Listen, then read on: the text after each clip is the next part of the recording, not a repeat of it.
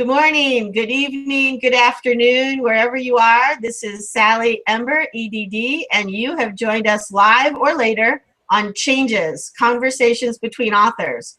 Today, on episode 34, I have the great honor to invite and have as my guest David F Leopold, known as Small Biz David, known as the leader of the community, Dreaming with Entrepreneurs, because he was my very first Hangout on Air host, and it was totally by accident. I have a very fond place in my heart for you, David, so welcome to my show. Well, thank you. I like having fond places in people's hearts. What a great place to be. Well, since today is the end of June episode, June 24th, 2015, I wanted to invite everybody who is loving summer to tell us your humidity stories later on in our comments section, and how much you love humidity and all those good things that are happening in your part of the woods. Or if you're down under and you're enjoying winter, tell us about that. Meanwhile, David, tell us about you. I'm going to keep my tell about me part to 60 seconds, if that's okay, Sally, because as a small business owner and an entrepreneur, we have those moments in time where people say, what do you do? It might be in an elevator, wherever it might be. And you don't have a lot of time to capture what it is that you do, or tell folks what you do to leave an impact with them.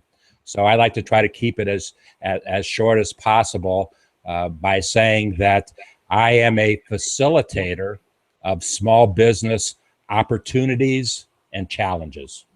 That's what I do. Wow, that sounds great. Except for the fact that the word facilitator has gotten so many different attachments emotionally to it, including, I think in one movie, somebody called themselves a torture facilitator. So I just have to bring that up.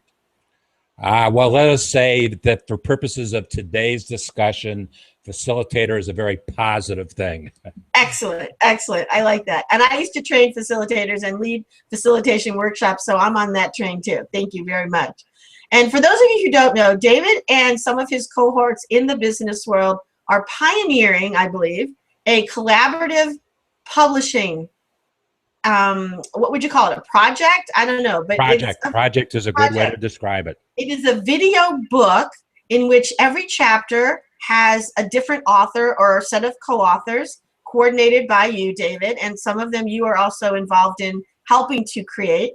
And I think it's really exciting. I love new venues and new ways to put information into the world, and we are certainly living in that age. So tell us how that happened and tell us how it's going.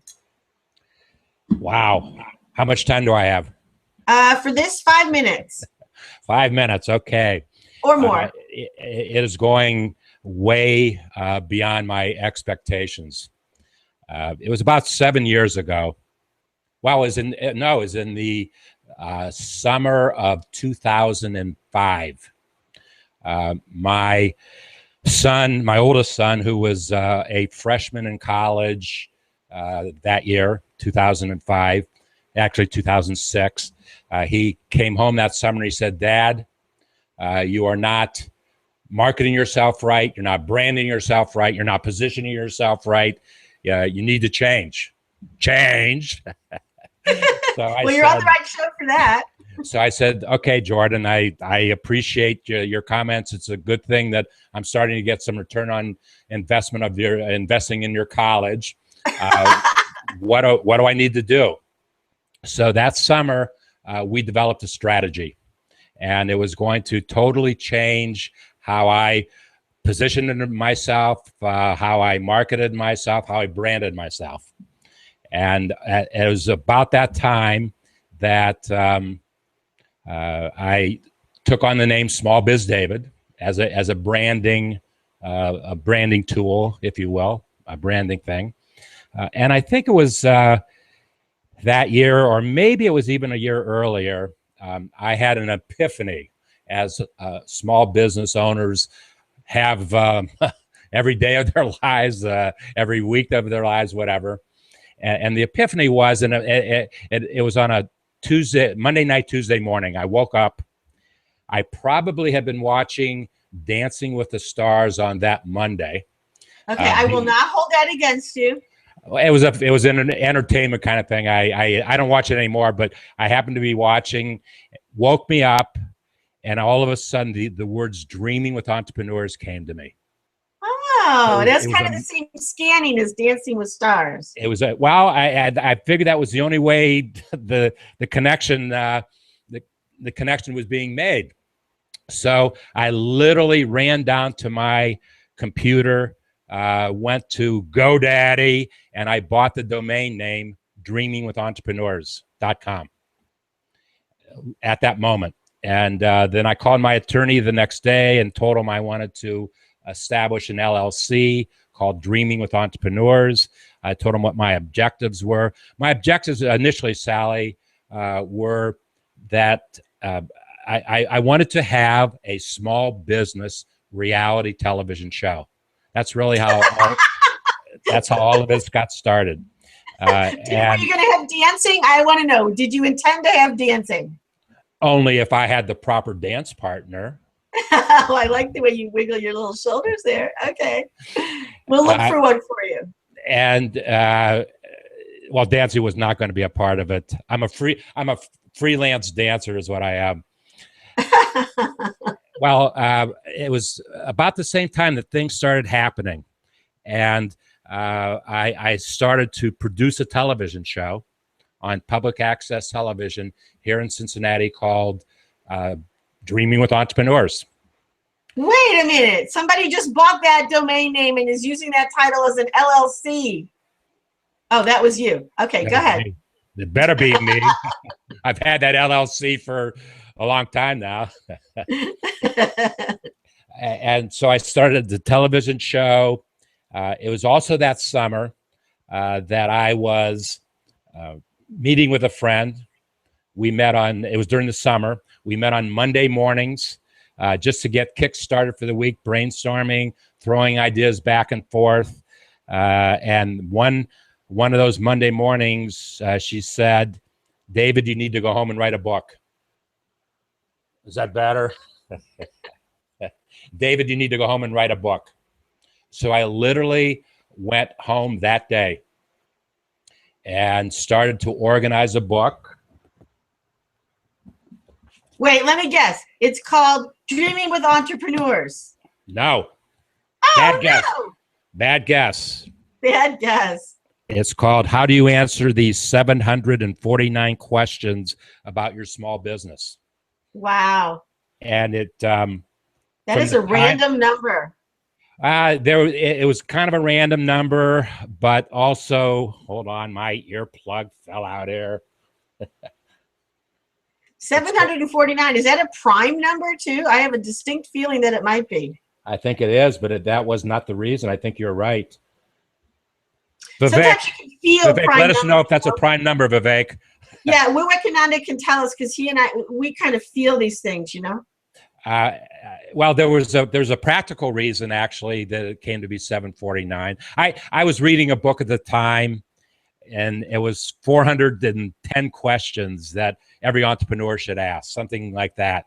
I said 410, I can do better than that, literally. So I came up with a number. I think I actually came up with 750.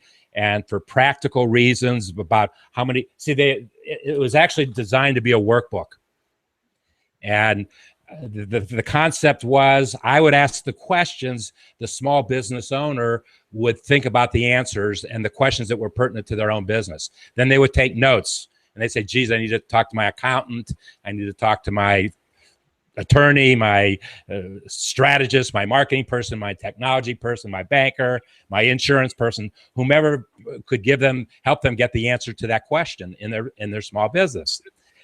The book did, Sally, I got to say that from the time that lady, and I can't even remember her name, shame on me, said, go home and write a book. 100 days later, I literally was holding up a copy of the book. I met with a printer friend of mine. Hey, hold on 1 second. Hold on 1 second. We have a visitor who wants to surprise you with a guest. Who's Carter? Who's Carter? Carter's coming to see me. Oh my goodness. Carter Jessica is. Duell is coming in and says Carter is with her. Now, is Carter animal or human? I'll let you see when Carter gets on camera. I don't know if Carter's going to get on camera. He's not coming in. She's not coming into the actual HOA, just visiting Carter, as an audience member. Well, Carter is Jess's son. Okay. And Carter really likes me because I like giraffes and Carter likes giraffes. So that's nice. That's a bond that Carter and I have. But well, those of you that can see David and where he's sitting, over his right shoulder is a collection of giraffes. A small collection. I've got the larger collection out in my living room. Do you have any on your front lawn that are life size? That's one of my dreams, is to have a life-size real giraffe in my backyard. Well, until you have that, you're an amateur, I got to tell you. Okay, so go ahead with your story of how we got to your video book from this first publication of the 749 questions and answers. And it all segues. It all segues. The only, other than the two or three typos I had in this book, I also edited it myself. The only criticism that I got was that I did not provide answers to the questions. What? You provided a book with 749 questions and no answers?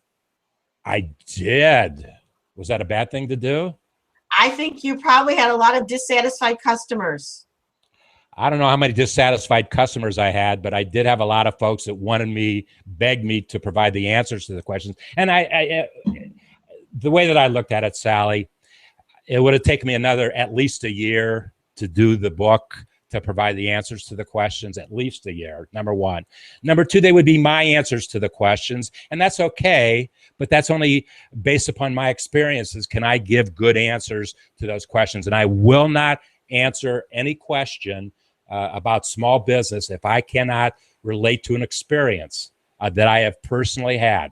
And if I can't do that, I will refer you. I will facilitate the answering of that question to somebody who I know has the necessary expertise to get. You haven't even seen it all, Vivian. We were Kananda, and I want you to say, ask the giraffe. I can bring a giraffe down here. I think that's great. I think that Jessica and Wiwe Kananda are both appreciating the giraffe connection, and Carter heard you say his name. So Jessica says he's very happy, and he's happy to see your giraffe. So thank you for putting them right on camera there. Do it again. I didn't have you showing. Do it again. Yeah. Is that a particular kind? I brought this one down because this is a very, very special one for me. My daughter-in-law, who was actually the mother of my first two granddaughters, bought this giraffe for me when she was on a mission to Africa. And this is an original giraffe that my daughter-in-law bought for me in Africa. Very special nice. one. Okay, so let's cut to the chase here. You got from no answers to answers. You got from a hard copy of a book to a video book. What was the shortest route between those two places? I don't think there was a short. Is anything short in the world of entrepreneurship and small business? No, of course not. It's circuitous and 2 steps forward, 1 step back, and detours and all kinds of back roads. But it's a journey. A few sentences. How did you get from there to here? Okay, it wasn't too long after I did the book that I did my television show. I produced 65 television shows on small business and entrepreneurship, just like I'm doing now. Same content, same material. It became very challenging to do a television show, so I started to stream live on a website. That particular website, in 2.5 years, I developed a following of over 20,000 folks that watched my weekly, sometimes 2 or 3 times a week, show about small business. And I had 2.5 million views to that show in 2.5 years. I was doing a show one day at 11 o'clock, as I typically did them. And at 3 o'clock that afternoon, I got a message, an email that said, this website is closing down at midnight. literally. No advance notice. That was the only advance notice. So I said, oh my goodness, what am I going to do now? So being an entrepreneur and having to make a change in my life, I said, well, I've got to find a medium. And within 24 hours, I started doing my first YouTube. I now have 800 YouTubes. On videos. We call them videos. Videos. Even though they're not videos. Call them whatever you want. I have 800 different programs of small business information and entrepreneurship. Oh, I had my granddaughter here. I thought I had the draft here. Well, while you're drinking, Wiwi Kananda wants to correct me. The shortest route is usually the wrong route. He's correcting me, especially when it comes to small businesses. Okay, I bow to your higher wisdom. I don't know if I was going to bow to that wisdom. I'll take issue with Vivek on that one. Maybe tomorrow morning at 3 o'clock in the morning when we have our first private HOA, we'll have a debate about that. All right. Well, short route or long route, you got kicked out of the website, and what did you do? I started doing YouTubes. And it was a natural way for me to just continue on and continue to tell the stories and do whatever it was I was doing, disseminate information. And then when HOAs came along, I was one of the kind of early adapters, because I said, wow, now I can do a broadcast. I can get SEO value inside of the Google stream at the time I'm doing the HOA. After I'm done with the HOA, it automatically becomes a YouTube. I can take that YouTube code, the URL from the YouTube, and embed it on a website. So now I've got a triple play going. I've got an HOA, I've got a YouTube, and I've got an embed on a website. Google loves that. Google, at one time, I haven't searched for a long time. If you did a search on me, at one time, I think Google had almost every single one of my YouTubes up there. Wow, that's a lot of pages of search results. There were. I once dug into 14 pages and it's still going.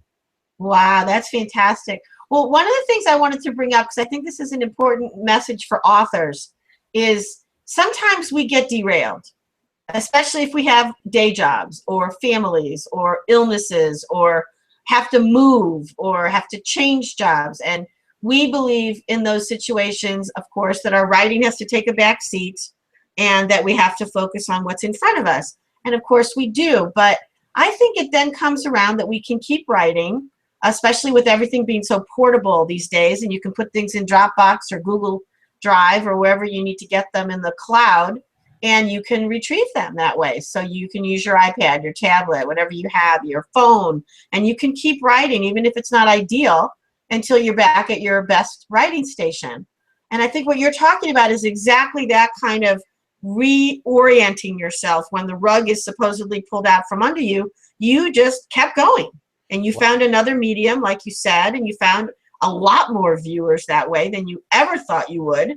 And then you found another medium, the Hangouts on Air that Google Plus created, that co-posts or cross-posts, whatever word you want to use, to YouTube. And now we'll also post information from the comments on YouTube right onto Twitter. And then if you have Twitter connected to your Facebook or Instagram, it goes there. And if you have all that connected to Pinterest, it goes there. And then somebody puts it on Reddit, and somebody puts it on StumbleUpon, and on and on and on. So now you're in social media.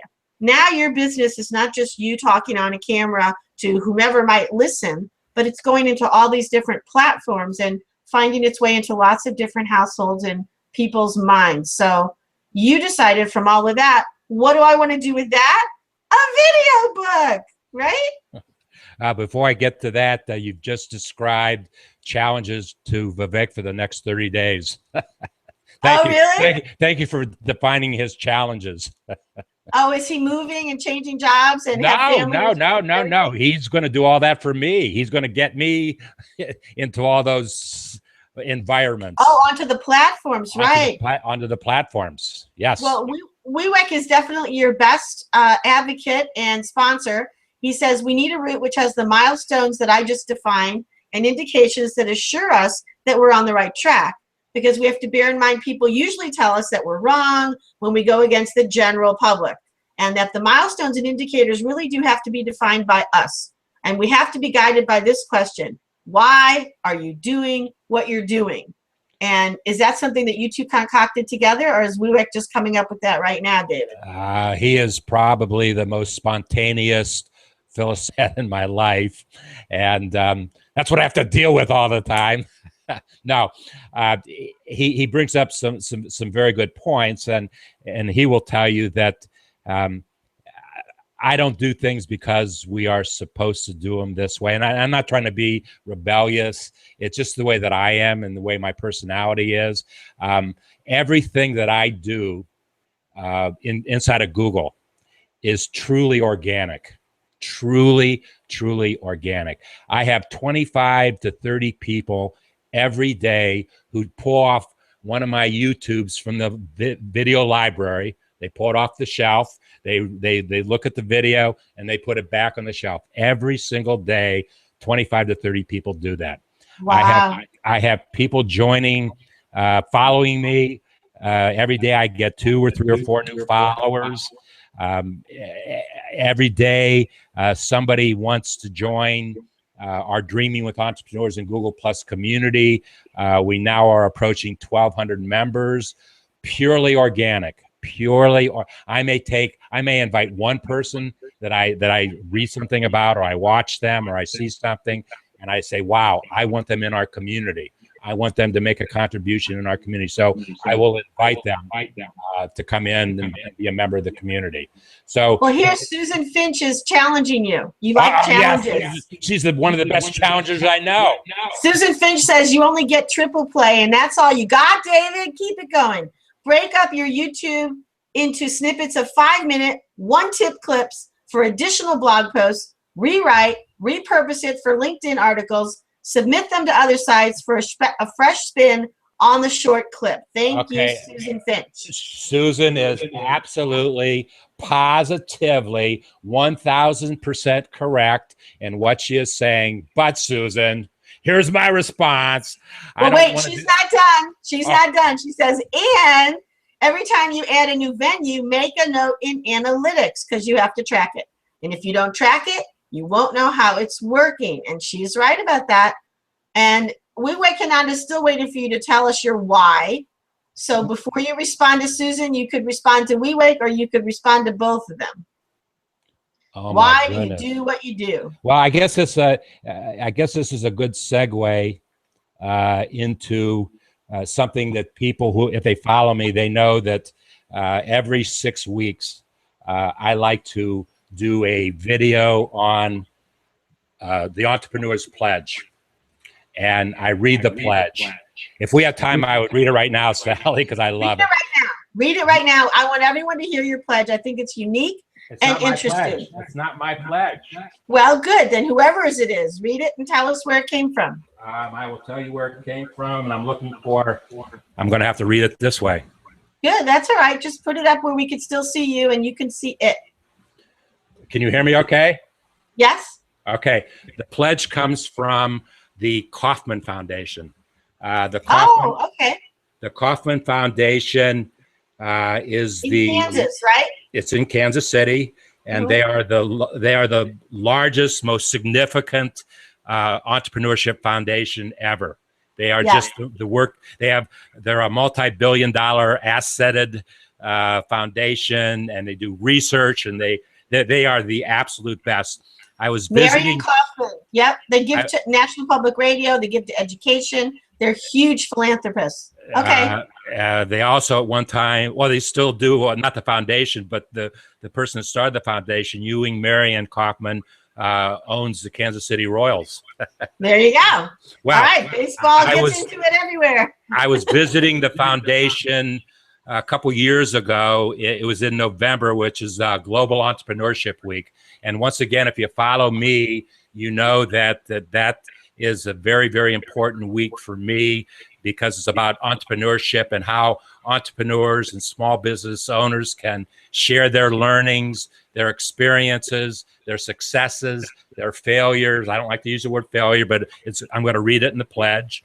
And it's just a time where we encourage folks who are thinking about entrepreneurship or think they might want to own a business to go ahead and do it. Just go with the flow. Do what your gut tells you to do. Wow. Here's the pledge. I am an entrepreneur. I am following a dream, pursuing an opportunity, taking charge of my own destiny. I am bringing something of value to society, making a job for myself and for others, and creating wealth that benefits my family, my community, my country, my world. Therefore, no, I'm not there yet. I'm sorry. I am one of a movement of millions of entrepreneurs and innovators who made America great and who will keep our economy going and growing. Now here it is, Sally. I am what I am because many people have helped me along this journey. Therefore, I have to take the certificate off of here to read the rest of it. Here's what I pledge myself to. I will tell my story, sharing my successes and failures so that others taking the entrepreneurial path can learn. I will strive to mentor an aspiring entrepreneur. I mentor thousands of entrepreneurs, so I've got a little beyond the pledge. I will make my voice heard by those who make policy decisions that affect me and my business. I actually let the NFIB do that. They do a much better job than I will ever do. Who do you let do that? I couldn't hear you. The NFIB, National Federation of Independent Business. Okay, thank you. Keep reading. I will appreciate and celebrate my accomplishments and the accomplishments of all my fellow entrepreneurs. I will give back to the society that helped me to be successful. I will build a stronger America. Now, see, that segues right into what I was going to do with you today, David, which is to ask you a very challenging question. Why and how do you think capitalism should move into more collaborative, what some people would call, and be correct in calling, socialist endeavors, and still maintain its entrepreneurial spirit? Because I believe your pledge is socialist at heart. It says we want to create a better community, not just more wealth for me, not just more status, fame, and power for me. Your pledge is all about creating a better world. And I think that's exactly what socialists are trying to do. And to collaborate in doing it is what you've done with your video book. So even though we're in this capitalist society in America and a lot of other parts of the world, I think you're creating this beautiful socialist mecca for small business people to collaborate while they're still all working toward their own successes, instead of the cutthroat, competitive capitalist philosophy that is at the heart of America. I think you're really changing the paradigm. So I want to ask you if that's on purpose and what you think about that. I have to tell you, that's probably the most provocative question ever asked of me. Thank you. Thank you. It's an unbelievable question that I hope I can give you a good answer on it. I certainly have feelings, and as long as use of the word socialism doesn't necessarily put us in a box where, okay, you're a socialist, and here's what socialism means. As long as it doesn't do that, I'm okay with what you just said, because there's absolutely a new paradigm being written, being practiced by small business in this country. And I started talking about it 4 or 5 years ago when the economy took a bad turn. big business was failing, and they tried to put all the blame on the small business. Okay, and so then the small business, as always, small business solves the problem and takes us off of our knees and brings us back and gets us going and growing. Gets us going and growing. That's what we do as small business owners. Now, we got smarter the last time 4 or 5 years ago. And it was actually the Kauffman Foundation, and I talked about this when they first came out. They said about 5 years ago that in order for our economy to get back to a sense of normalcy from where we had fallen, we had to create 300,000 new jobs every month. That was the challenge. Since that time, we have not had any one month where there have been 300,000 jobs created. The closest we came to that was about 275,000 jobs. But they said we had to do that 36 months in a row to get back to normalcy. So we're not going to get back to what the normalcy was, but we're redefining what normalcy is, and there's where I buy into your very challenging question.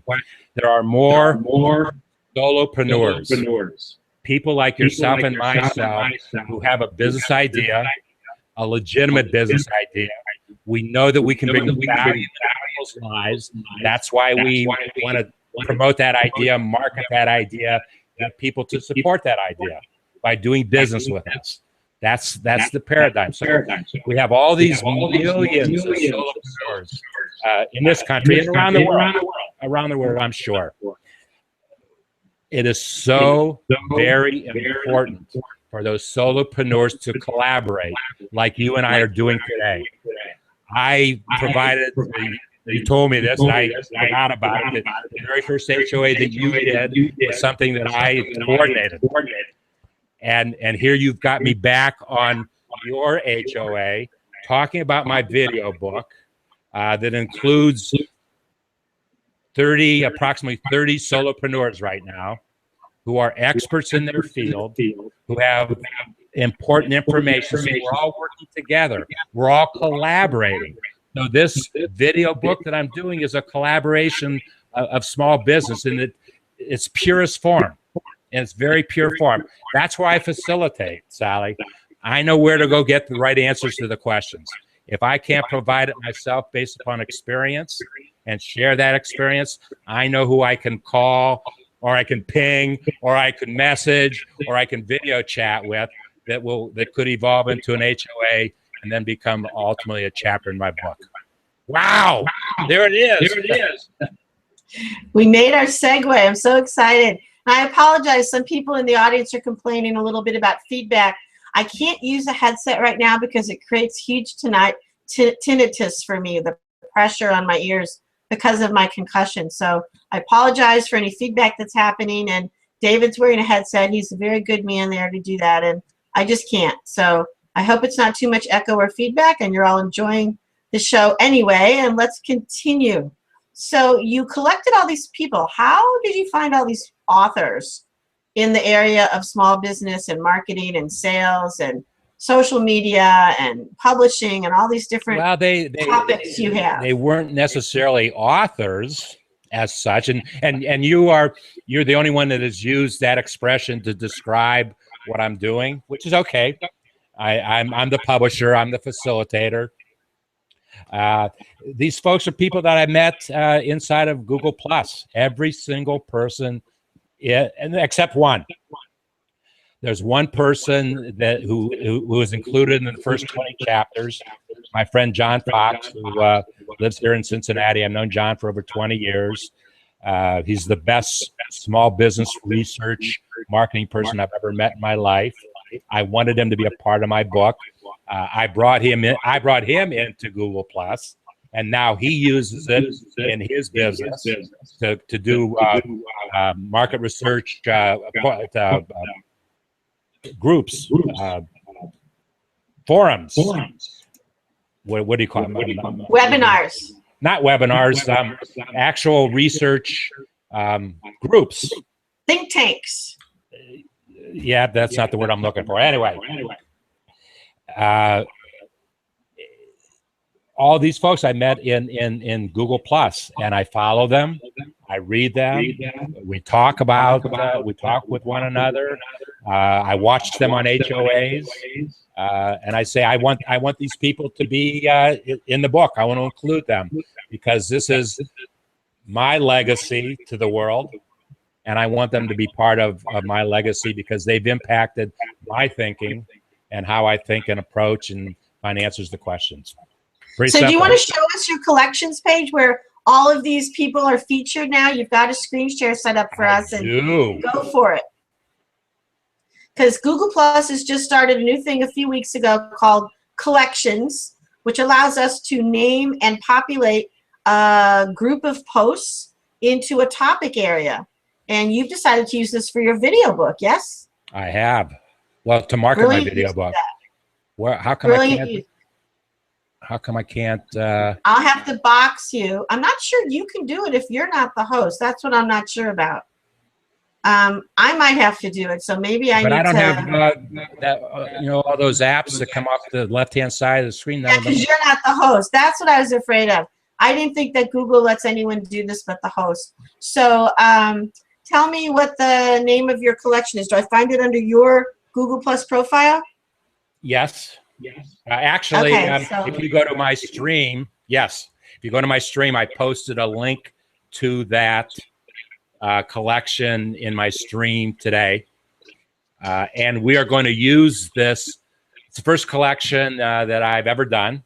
Vivek showed me how to do it and put it together, and we've tied it into the book, and we're maximizing its use. But it's a fantastic marketing tool. It organizes your stream. That's basically why Google created it, which was good thinking on their part, certainly. But we looked at it and said, wow, this is how we can market the book. So now, because each one of the entries, each one of the postings into this collection is something that I put out on Google into my stream, and it summarizes each one of the chapters. So it gives a summary, shows a picture of the author, as you call it, and lo and behold, who's on the, oh, there's Susan Finch. Actually, Susan was a part of 2 chapters that I've done in the book. She was part of a group discussion, and then I brought her back to talk about another theme that I wanted covered in my book. I need to say, actually, I also put a link, Sally, to this collection in your event stream. You did, and I'm sorry, but my computer is very slow when I'm on a Hangout, and it's just not letting me load that page at all. So that's okay. It's actually, it was a challenge to Vivek, and he met the challenge to figure out how he could design the page, if you will, or design stuff inside of the page to quickly load, because load time is a very, very important concept when you are building a website. And that's another reason why we chose Google Sites. My dreamingwithentrepreneurs.com website is a Google site. My video book is a separate website. And the reason that we made it a separate website was that they're not going to actually buy a book. They're going to buy monthly access to the website. And as we were looking at all the various technology platforms available, we very quickly came to the decision that a Google site was the best way to do that. We are on Google search engines with our website and with our video book. So, we're as close as I should say we're on their servers. I said search engines. We're on their servers. Hopefully we're on their search engines too, but you can't get any closer to their search engines than being on their servers. And so that's another reason why we made that decision. Well, unfortunately, I'm not having any luck even getting Google to load it all right now, even to go back to the event page. So just tell us a little bit about how your collections are set up, and then they can go to the link themselves when we're done talking. That'll be the best way to handle it, I think. Sure. And then now, anytime I do a chapter, I will summarize that chapter, just do a posting in my Google Plus stream, and then collect that from the stream and put it into a page that there's a commonality of theme on that page. So the commonality in this case are the chapters of my book. So now I can market that link in Facebook and LinkedIn and Twitter, and we're trying to figure out the best ways to do that, and that will bring them into my into a description of the book, and hopefully they will purchase their access to the chapters of the book to get the whole chapters, get the whole HOA. So the only thing that's missing from this brand new format and idea for publication and sharing information is the interactive part. So how do people interact with your chapters and with your authors, David? Oh, I don't want to say you're wrong on that, but you're wrong on that. Each one of these collections offers the opportunity for somebody to interact. They can share it, they can comment on it, they can +1 it. So all that stuff is collected inside of this collection. Okay, so that's how they can interact with your posting. But how do they interact with the content of the chapters? Okay, we've done the exact same thing. Vivek came up with a methodology that when I complete a chapter, the other thing that I do is that I take all the keywords, small business keywords and small business concepts out of that. I do a time stamping, and I say, okay, at 2 minutes and 30 seconds, this keyword is used or this concept is used. I put that into a Google posting, Google Plus posting. Vivek has worked out the way for it to get inside of on our webpage, and so you can at the beginning of each chapter there is this stream. So you can go to that stream and comment on it and leave a comment about that chapter. Wow, that's fantastic. So you've got in real time some video book chapters being created with you and whoever else the authors are. That's put on YouTube and Google Plus and your website. If people are subscribing, they have access to those. And then if they're subscribers, they can interact with the content. If they look at your collection, they don't have to be subscribers to look at the collection, right? They can just look at it, not see the whole chapter, but look at the listing, who wrote it, what the topic is, what it costs to be a subscriber, and they can +1 it, they can share it, they can write a small comment. So you've started this small business informational community, it sounds like 3 different ways, which is really awesome. And it's exactly what we were talking about the new paradigm and collaboration and connecting through all the different ways we can connect that aren't competitively based, that are much more based on helping each other. And I love that. Wow, we definitely are making play of small business collaboration, because I truly believe in my heart that's the future of small business and big business in this country, is how small businesses collaborate, because it goes up the ladder. It starts with a solopreneur and moves its way up the ladder to big business. So that's the heartbeat. We are the heartbeat of everything that's happening. So you've got the small business collaboration, and one of my major themes as a small business owner, and you see it in my chapters in my book when we talk purely about technology, the technology that is being developed makes more sense to the small business owner than the larger business owner, because the larger business owner has to put their spin on it to make it work for their organization. But here it is. Here's a tool for small business folks to get into it right away. So it creates a level playing field right away. And that's really true. That is really true. And that brings me into this moment that I come to in every one of these HOAs, and the guest is like, what? And I say, I'm sorry, but it's 1/4 of the hour. We only have 15 minutes left. Hard to believe. But I want to ask you the question, my big question that I ask all my guests, because you're on this show, which is called Changes. So I want you to pontificate, speechify, and otherwise elucidate on the larger, smaller, or particular part of this question that you would like to respond to.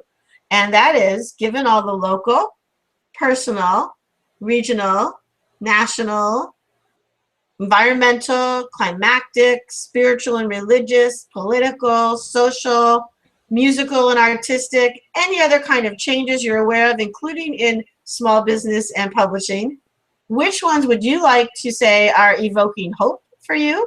Or which ones are arousing in you some kind of fears?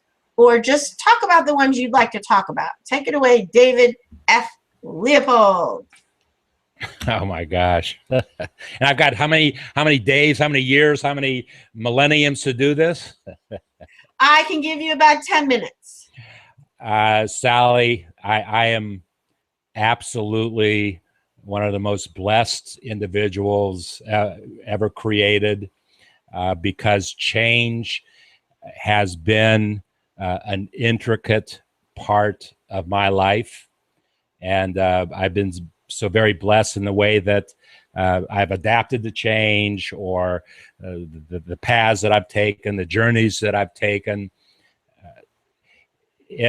First of all, change is perhaps the most important concept, idea that a small business owner, an entrepreneur must embrace, because they're doing what they are doing to bring some type of change. They have to, that's why we do the things that we do, because we're bringing change. That change has to be attached to value, because people will not get involved with us or buy from us or interact with us unless we bring some kind of value to their life. So that's kind of the big answer to your question. How it is applied to me personally. As I said, I've been very blessed as being a small business owner for the last 40 plus years. I would not recommend my business model to anybody because of all the changes, because of all the things the adaptations that I've had to make, good, bad, or indifferent. I mean, I'm not saying that from negatively. I'm saying those are the facts. And I started my career in the 70s as a publisher. I bought a monthly periodical when I was 24 years old. I bought it because my grandfather told me that's what I was going to do. I had no choice. That's what you're going to do, David. And my grandfather was one of the most inspirational entrepreneurs I've ever met in my lifetime. And of course I was going to listen to him and got started. So in the 70s, I was in publishing, but and my theme over the years has always been marketing and sales. Those are the things that I do best are marketing and sales. But the way that I do them and the vehicle that I use has changed literally every 10 years of my life. And in the 70s, it was publishing. In the 80s, I did a tremendous amount of direct mail, and I became a really hardcore direct marketer in the 80s. I had a few clients, and we distributed millions of pieces of direct mail in the 80s. So you're the people that we love to hate then, right? You loved us back in the 80s. You loved us a lot back in the 80s. I still am a strong proponent of direct mail. The direct mail postcard is one of the strongest marketing tools I've ever seen. It always works for me. When I do it, you can target your audience and measure response. And that's what marketing needs to do for you. You need to be able to define, well, first of all, you have to define who your market is, how are you going to reach those folks, and hopefully how can you convert those folks from prospects to customers. I mean, that's the business model.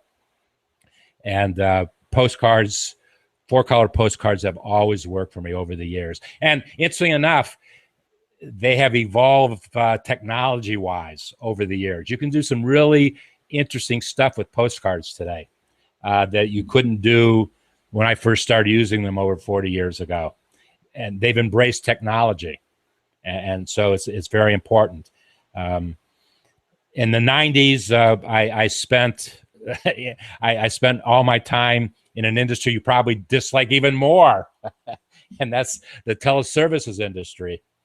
Oh, you mean those people that call you at dinner time when you don't want them to? Those are the folks. However, let me put a however I'm clause. putting up my vampires go away sign here. Let me caveat that with I only had one client that made outbound telephone calls. All of my other clients were folks that we took an inbound call and we tried to make the customer experience as pleasant as possible. That was the challenge, and how to make that customer experience pleasant, because you wanted those people to buy from you. You weren't trying to force your product down their throats, so to speak.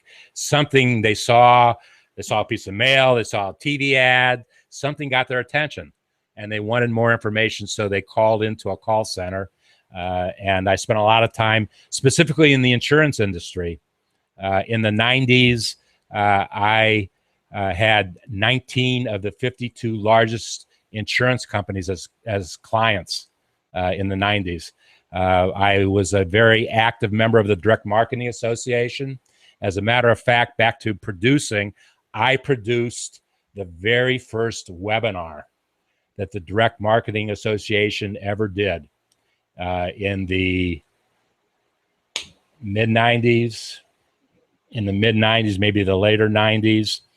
And not only did I produce it, we generated $2,500 of revenue on that very first webinar. And the Direct Marketing Association said, wow, we need to get into this stuff. So we did that in the 90s. Then in 2000, I decided to step back and try to learn as much as I could about the internet, because it was the tool of communication. And each day we see how much more impactful the internet is becoming on our lives. So I wanted to learn how to use it from a marketing and sales standpoint. So then my books came along, and now we're doing a video book, and we're embracing technology. Sally, I'm still operating with the same marketing principles that I started with over 40 years ago. It's that the way we communicate is different. And so we have to understand, because it's different, what's the best way to make things happen.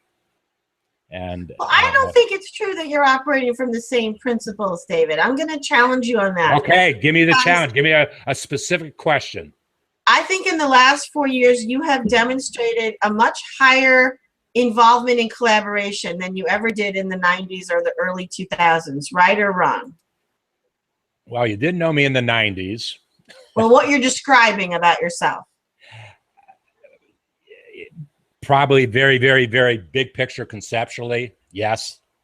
But marketing hasn't changed. Marketing is our ability to share with the rest of the world what it is that we do. Marketing also is, how do we best share that message? Today, we have to embrace technology to best share that message, because we're still looking for customers. We're still looking for people with whom we can do business. We have to, if they're on the internet, and they are, we have to find them. We have to find them just like we had to with direct mail. With direct mail, we've got an advantage. We know where they live, or they live at an address. So that's where we can find them. But it's still finding our customers, finding our target audience, communicating the best way that we know how, very simply, very concisely. Okay. But the principles aren't changed. The way that we do it has changed. Sally, well, I'm gonna have to bring us to a close now, because even though you could talk and inform us about marketing and sales and your video book for another 3 hours. We don't have another 3 hours. 3 we only hours have or another 5 3 years. minutes. And I have things I have to do with some of those minutes right now. So first of all, I'm going to thank everyone who came today, especially Wiwa Kananda, who stayed the entire time and kept giving us great information up to and including this last comment, which imagines that I don't know these things, which I don't, thank you, Wiwa, about your website, which is that you have the public part visible to everyone, then you have the subscribers part that's only visible if they get behind what's called the paywall. So thank you for explaining that, Wiwa, you're the best. And I also want to thank you, David, for being on today's show, episode 34 of Changes, and reminding everyone who's watching now and later to check you out on dreamingwithentrepreneurs.com and on your Google Plus collections, and check out your video book. If you are an author, if you are a small business owner, if you're considering becoming one or the other, you need to learn the stuff that's in this video book in order to have a much better time with whatever it is you're trying to sell. And I did not want to be a salesperson. I wanted to be a writer. But today's market says you have to be both. So I got on Google Plus partly to learn about marketing, and I've met the best people ever on Google Plus in the marketing field that I would never have thought I would have connected with, and yet here we are. And so thank you, David, and thank you all of your cohorts in this video book and everywhere else on the web, people that are helping each other learn about marketing and sales for book marketing especially. And I want to remind people that my series, the Spanner series, is exactly what you want to read about if you want to see how does social change really happen, and what happens to the people who resist it, and what happens to the people who want it, and all those different kinds of conflicts in families and with friends and with communities and politics. In the Spanner series, book 1, This Changes Everything, is free. Book 2, This Changes My Family and My Life Forever, looks at that whole time period of the first changes when the aliens come and let us know they've always been here, kind of thing, to think about what do young people come up with, what do teenagers and young adults and new adults come up with to understand those kinds of changes. That's what book 2 is. Almost finishing book 3 now and working on book 4 as well. And because of that, I need some help, and I'm on Patreon for crowdfunding, patreon.com/Sally Ember. Help me get a good headset that doesn't turn on my tinnitus.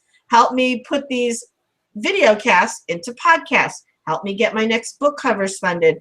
Help me keep going as a host of these great conversations between authors on changes. So you can contribute as little as $4, get a free ebook, or donate more and I'll give you some free editing and proofreading services or a great discount on them. So sallyember.com has all of the information you'd ever want to know about me and my blog, and all my upcoming Changes guests, which, by the way, our next guest is Melita Noel Cantu, who is currently on an amazing journey with her 2 kids and her partner called the Censored to Celebrated, the Diversity Tour. They are bringing children's books on subjects like gender and sexual orientation and alternative families to libraries all across the eastern seaboard and the south of this country and up into the northeast of Canada. It is an awesome thing to do, and we're going to get her on my show July 1st, right in the middle of the tour, to hear how it's going and where else they're going and what books they're sharing and how her kids are liking it and all that stuff. So look for Melita on July 1st, and then I have openings on the show starting July 8th, not every Wednesday, but some Wednesdays. So if you're an author, any kind of author, and you'd like to be on my show, go to my website, sallyember.com, and read the Changes page. It will tell you everything you need to know about coming on the show. So David, what else would you like people to know about you before we sign off? There's plenty of ways to find out about me. I just want to thank people for the wonderful support and the wonderful collaboration that is going on in the world inside of Google Plus, and together we can help each other. And I don't like the word help, but we'll work with each other to make the changes necessary so that we can all move our lives forward. Love that, and I love how you wove in our theme of changes right into your sign off. Thank you, David. You're awesome. And I want to let everybody know that this is going to be on YouTube and on David's site and on the Google Plus event page for anyone who missed it. So please publicize it. Please make referrals to it. Please tell people about my show and refer guests who might want to come on the show to me or refer me to them. SallyEmber@yahoo.com is the greatest way to reach me by email. And I'm also on Twitter at SallyEmberEDD. So thank you to everybody. And like I say at the end of every show, go well with your changes. Signing off.